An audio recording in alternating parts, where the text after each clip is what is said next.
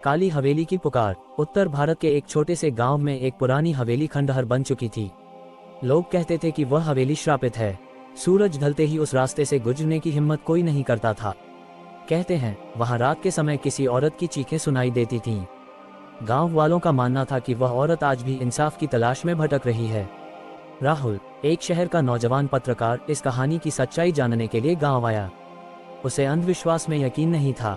गांव वालों ने लाख मना किया, लेकिन राहुल ने रात को हवेली में अकेले जाने की जिद ठान ली। वह अपने साथ कैमरा, टॉर्च और रिकॉर्डर लेकर हवेली की ओर बढ़ा। जैसे ही राहुल ने हवेली का दरवाजा खोला, एक अजीब सी ठंडी हवा का झोंका आया। भीतर घना अंधेरा था और फर्श पर धूल की मोटी परत जमी थी। दीवारों पर उकेरे गए पुराने चित्र जैसे उसे घूर रहे थे। राहुल ने कैमरा चालू किया और अंदर की खोजबीन शुरू कर दी। तभी एक कमरे से किसी के रोने की आवाज आई। राहुल ने टॉर्च उस दिशा में फेंकी, लेकिन वहां कुछ नहीं था। जैसे जैसे वह आगे बढ़ा, दरवाजे अपने आप बंद होते गए। अचानक उसके कैमरे की स्क्रीन पर एक सफेद साया नजर आया। एक औरत, सफेद साड़ी में लिपटी, बिखरे बाल, लहूलुहान चेहरा और आंखों से रिसता काला खून। राहुल का दिल जोर जोर से धड़कने लगा। औरत की आवाज गूंजी, तू भी आएगा तो लौटेगा नहीं। उसके कानों में चीखों की गूंज भर गई। तभी कमरे के सारे शीशे अपने आप टूटने लगे।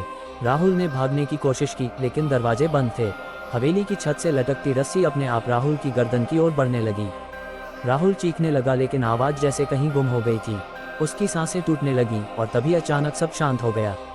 अगली सुबह गांव वालों ने हवेली के बाहर राहुल का कैमरा और रिकॉर्डर पाया। रिकॉर्डर में सिर्फ एक आवाज थी, वही औरत की, अब ये हवेली मेरी नहीं, हमारी है। उसके बाद से उस हवेली में दो परछाइयां दिखाई देती हैं, एक औरत की और एक नौजवान की, जो कैमरा लिए भटकता रहता है। अब वह हवेली सिर्फ श्रापित नहीं, बल्कि और भी ज्यादा भयानक हो चुकी है।